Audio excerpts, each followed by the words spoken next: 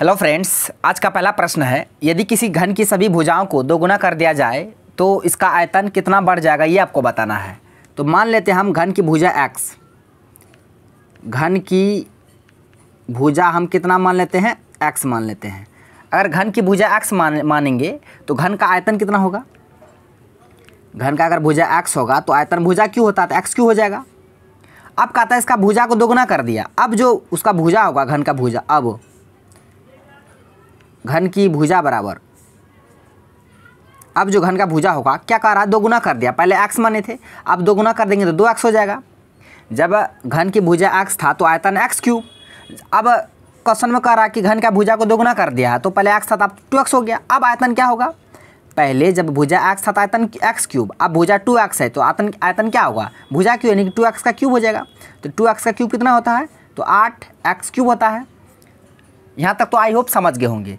अब प्रश्न में बोला गया कि कितना बढ़ जाएगा आयतन, पहले आयतन x क्यूब था, अब आयतन कितना हो गया 8x क्यूब। तो कितना बढ़ा तो 7x क्यूब बढ़ा। कितना बढ़ा 7x क्यूब बढ़ा ना। ध्यान से इसको समझिए, पहले आयतन x क्यूब था जब भुजा x था, अब आयतन 8x क्यूब हो गया जब भुजा 2x है। तो कितना बढ़ रहा है, x क्यूब से 8x क्यूब हो रहा है तो 7x क्यूब बढ़ रहा है। किससे बढ़ रहा है, तुलना किससे कर रहे हैं, x क्यूब से कर रहे हैं, गुना 100, बस इसी को निकालना है आपको।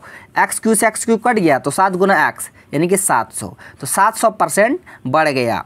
वॉल्यूम में कितना परसेंट इंक्रीज हुआ तो 700%। तो इसका आंसर ऑप्शन सी हो गया। आई होप आप ये प्रश्न को समझ गए होंगे, बहुत ही महत्वपूर्ण प्रश्न था, ऐसे प्रश्न एग्जाम में पूछे जाते हैं। इसको कैसे बनाएं बिल्कुल बेसिक से आपको बताएं। अब बढ़ते हैं अगले प्रश्न की ओर। इसी तरह से प्रत्येक प्रश्नों को बताएंगे तो आप लोग ध्यान से समझिएगा प्रश्न को। प्रश्न है 1/2, 3/4, 5/6, 7/8 और 9/10 का महत्तम समावर्तक क्या होगा। तो अब ना प्रश्न जो पूछे जाते हैं वो फ्रैक्शन में पूछे जाते हैं। फ्रैक्शन में ही एचसीएफ एलसीएम बनाना होता है। पहले इंटीजर में पूछते थे, दशमलव में पूछते थे, डेसिमल में, लेकिन अब क्या करते हैं फ्रैक्शन में पूछ लिए जाते हैं, भिन्न में। तो अब इसका एचसीएफ कैसे निकालेंगे, एलसीएम कैसे निकालेंगे, तो आप लोग ध्यान से देखिए। अगर फ्रैक्शन में दिया रहेगा, अगर एचसीएफ कहेगा तो ऊपर वाला का एचसीएफ निकालेंगे, नीचे वाला का एलसीएम। अगर एलसीएम कहता तो ऊपर वाले का एलसीएम निकालते, नीचे वाला का एचसीएफ निकालते। अब यहाँ देखिए ऊपर में क्या दिया हुआ, 1, 3, 5, 7, 9। एचसीएफ का रहा तो ऊपर वाला का हम क्या निकालेंगे, एचसीएफ निकालेंगे, ठीक है, बिल्कुल आराम से। और नीचे वाला का क्या निकालेंगे, एलसीएम निकालेंगे। नीचे में क्या क्या है, 2, 4, 6, 8, 10। नीचे में जो इसका क्या निकालेंगे, एलसीएम निकालेंगे। बस इसी को समझना आपको। अगर एचसीएफ कहा ना हम तो ऊपर वाला का एचसीएफ निकाल लें, नीचे वाला का एलसीएम। अगर यहाँ एलसीएम कहता तो ऊपर वाला का एलसीएम, नीचे वाला का एचसीएफ। इसी कॉन्सेप्ट को आपको समझना है। आप निकालिए, आप 1, 3, 5, 7, 9, 1, 3, 5, 7, 9 का एचसीएफ क्या हुआ, एचसीएफ हाईएस्ट कॉमन फैक्टर होता है, कॉमन। तो 1, 3, 5, 7, 9 में आपको कॉमन क्या दिख रहा है, 1 दिख रहा है। तो एचसीएफ क्या हो जाएगा, 1 हो जाएगा। यानी कि 1, 3, 5, 7, 9 का एचसीएफ कितना होगा, 1 हो गया। यानी ऊपर में तो 1 रहेगा ही रहेगा। अब नीचे में जो है इसका एलसीएम लेना है, किसका, 2, 4, 6, 8, 10 का एलसीएम कितना होगा, उसको रख के वही आपका आंसर होगा। तो 2, 4, 6, 8, 10 का एलसीएम कितना होगा, 24, 210, 24 5 120। हाँ, तो याद रखिए इसका एलसीएम 120 होगा। 2, 4, 6, 8, 10 का अगर एलसीएम निकालते हैं हम तो 2 कम 2, 2 दूना 4, 2 तिया 6, 2 चौक 8, 2 पंजे 10, फिर 2 कम 2, 2 कम 2, 3, 2 दूना 4, 5। आपने कटेगा 5 दूना 10, 10 या 30 दूना 60, दूना 120। तो आ गया ना, इसका आंसर क्या होगा, 1/120। 1/120 किस ऑप्शन में, ऑप्शन डी में है। तो ये आपका आंसर हो गया। तो इस तरह से बनाना है फ्रैक्शन वाले एचसीएफ एलसीएम प्रश्न को कैसे बनाते हैं। आई होप आप ये प्रश्न को समझ गए होंगे। अगर एचसीएफ खाता तो ऊपर वाला का एचसीएफ, नीचे वाला का एलसीएम। अगर एलसीएम कहेगा तो ऊपर वाला का एलसीएम, नीचे वाला का एचसीएफ। बस और कोई कॉन्सेप्ट नहीं, यही कॉन्सेप्ट है। अब बढ़ते हैं अगले प्रश्न की ओर। प्रश्न ये बहुत ही आसान प्रश्न है, एमडीएस पढ़े हैं ना, वही है, मैन डे आवर। 30 व्यक्ति है, 30 व्यक्ति है, कितना दिन में, 7 दिन में। फिर कहता है 21 व्यक्ति है, 21 व्यक्ति कितना दिन में, x दिन में। बस इसी x का मान निकाल लीजिए। 7 से 21 3 बार में, और 3 से 30 10 बार में। तो x का मान कितना आ गया, 10। x बराबर 10 दिन। तो इसका आंसर ऑप्शन ए हो जाएगा। आसान था ये, इसमें टाइम नहीं लेंगे हम। प्रश्न ये बहुत ज़्यादा इंपॉर्टेंट है, इसको बनाइए। यहाँ से 2 कॉन्सेप्ट को आपको समझना है, उसके बाद ही प्रश्न बना पाइएगा, नहीं तो आपसे हिलने वाला नहीं है प्रश्न। देखिए इस बात को आपको याद रखिएगा, अगर x पर पावर -1 रहेगा तो इसको कैसे लिखते हैं, 1/x लिखते हैं ना। इसको आपको ध्यान में रखिएगा बिल्कुल आराम से। अगर x पर पावर -1 है तो उसको कैसे लिखेंगे, तो 1/x ऐसे लिख सकते हैं। और किसी भी संख्या पर पावर 0 रहेगा उसका मान हमेशा 1 होगा। बस ये दोनों कॉन्सेप्ट को आपको ध्यान में रखना है। एक्स बराबर -1 रहेगा तो उसको 1/x लिख सकते हैं। उसी तरह x बराबर 0 अगर है, किसी कितनी बड़ा संख्या रही, अगर उस पर पावर 0 है तो उसका मान हमेशा 1 होगा। बस अब आइए प्रश्न की ओर। प्रश्न में है 12/5 पर पावर -2, 16/5, 5/12 पर पावर 0। देखिए यहाँ 12/5 पर -2 है ना, तो इसको ऐसे लिख सकते हो, ये उलट जाएगा, न्यूमरेटर डिनोमिनेटर में आ जाएगा, डिनोमिनेटर न्यूमरेटर में चल जाएगा, नहीं 5 ऊपर चल जाएगा, 12 नीचे आ जाएगा, ये प्लस में आ जाएगा तब, गुना फिर 16/5, यहाँ तो जनवे करते हैं, ये 5/12 पर पावर क्या है 0, इसका मान तो एक ही होगा, क्या कह किसी पर पावर 0 होगा उसका मान हमेशा 1 होगा। अब देखिए 5 का स्क्वायर 25 होता है, 12 का स्क्वायर 144, गुना 16/5, 1 का तो कोई मान नहीं था, 16 से 144 9 बार में, 5 से 25 5 बार में, तो इसका आंसर होगा 5/9। तो 5/9 किस ऑप्शन में है, ऑप्शन बी में है, तो ये आपका आंसर ऑप्शन बी हो गया। ये जो दो हम कॉन्सेप्ट बताए, इस कॉन्सेप्ट को आपको याद रखिएगा, क्योंकि ये पता था तब ये प्रश्न बना, अगर ये पता आपको नहीं होता तो ये प्रश्न अब नहीं बना पाते, तो ये बहुत ज़्यादा इंपॉर्टेंट है, इसे आप याद रखिएगा। प्रश्न है, ये भी लाजवाब प्रश्न है, वीडियो पसंद आ रहा तो लाइक भी कर दीजिएगा। प्रश्न है, यदि एक आयत का क्षेत्रफल 24 सेंटीमीटर स्क्वायर है तो निम्नलिखित में से कौन आयत का परिमाप नहीं हो सकता। बहुत ही लाजवाब प्रश्न है, बहुत ही बढ़िया प्रश्न है, इसमें आपको बहुत कुछ सीखने को मिलेगा। ऐसे प्रश्न बनाते हैं कैसे, आप लोग ध्यान से देखिए। आयत का क्षेत्रफल दिया है 24, हम जानते हैं आयत का क्षेत्रफल क्या होता है, तो आयत का क्षेत्रफल होता है लंबाई गुना चौड़ाई, इसी का मान कितना दिया हुआ है 24 दिया हुआ है। अब आपको बताना है कि इनमें से कौन आयत का परिमाप नहीं हो सकता। आयत का परिमाप कब हम निकालेंगे, कब चेक करेंगे, कब कौन नहीं हो सकता, कब चेक करेंगे, तो अब पहले आपको लंबाई और चौड़ाई पता रहेगा, तब आपका आयत का परिमाप निकलेगा, तब ये चारों ऑप्शन में देखिएगा कौन नहीं हो सकता। तो पहले लंबाई चौड़ाई का मान पता रहेगा तब ना। देखिए लंबाई चौड़ाई अपने मन से मानते हैं, 24 कब होगा मेरा क्षेत्रफल, जब हम लंबाई 24 मानेंगे, चौड़ाई 1 मानेंगे, तब होगा क्षेत्रफल 24। जब हम लंबाई 12 मानेंगे, चौड़ाई 2 होगा, तब क्षेत्रफल 24 आएगा।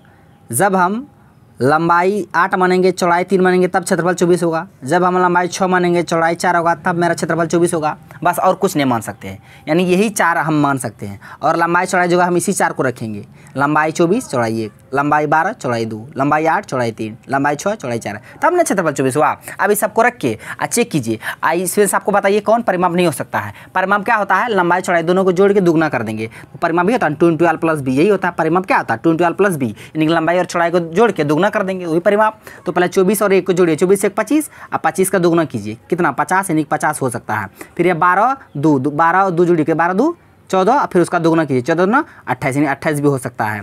फिर ये 8 3 है, 8 और 3 जोड़िए, 8 3 11, 11 का दुगना कीजिए, 11 2 22, 22 भी हो सकता है। फिर यहाँ 6 और 4, 6 4 10, और 10 का दुगना कीजिए, 6 4 10 2 20, यानी कि 20 भी हो सकता है। यानी कि परिमाप जो होगा 50 भी होगा, 28 भी होगा, 22 भी होगा, 20 भी होगा। ऑप्शन में देखिए क्या क्या दिया हुआ, 20 होगा, 22 होगा, 28 होगा, लेकिन 25 नहीं होगा। आपको प्रश्न में बोला था कौन नहीं है, तो कौन नहीं हो सकता है, तो 25 नहीं हो सकता है, इसका आंसर ऑप्शन डी हो गया। मुझे उम्मीद आप ये प्रश्न को समझ गए होंगे, बहुत ही अच्छा प्रश्न था। इसको बनाए कैसे, तो आप लोग भी देखिएगा। इसी तरह से प्रश्न डिजिट चेंज करके पूछ सकते हैं, तो आप लोग ध्यान में रखिएगा कैसे बनाए, उसी तरह से आपको भी बनाना है एग्जाम में। अब बढ़ते हैं अगले प्रश्न की ओर। प्रश्न है ये टाइम एंड वर्क से, ये भी अच्छा प्रश्न है। यदि ए और बी किसी कार्य को 60 और 20 दिनों में पूरा कर सकते हैं, दोनों मिलकर एक साथ कार्य करते हैं, तो उनके द्वारा एक साथ कार्य करने में लगने वाला जो समय है वो बताना है। ए है, बी है, आसान है। ए 60 दिन में, बी 20 दिन में। एलसीएम लीजिए, टोटल वर्क आ जाएगा, एलसीएम 60 आएगा, 60 × 60 20 या 60, यानी ए और बी का हम क्या निकाल लिए, एफिशिएंसी क्षमता निकाल लिए। अब हमको दोनों का समय निकालना है। समय बराबर क्या होता है, टोटल वर्क 60 बट्टे दोनों का क्षमता, ए का क्षमता 1, बी का क्षमता 3, दोनों की क्षमता जोड़ दिए, 3 1 4, 4 से भाग कर दीजिए, तो 15 दिन में दोनों मिलकर उस कार्य को कर लेंगे। इसका आंसर ऑप्शन बी हो जाएगा, 15 दिन। आसान था। इसको इस तरीके से बना सकते हैं, कैसे 60 × 20 बट्टे दोनों जोड़े 60 20 80, इसको सॉल्व करिए, 0 0 खत्म, 4 2 3 2, 4 से 20, 5 बार में 5 दिया 15 दिन। जैसे बनाइए वैसे बनेगा प्रश्न। प्रश्न है, यदि एक विद्यार्थी को किसी संख्या को 10/7 के बजाय 7/10 से गुना किया, कोई एक विद्यार्थी है, ठीक है, उसको कहा कि 10/7 से गुना करो, लेकिन वो विद्यार्थी कर दिया 7/10 से गुना, तो गणना में जो प्रतिशत त्रुटि होगा वो आपको बताना है। यानी कि 10/7 से गुना करने का है उसको,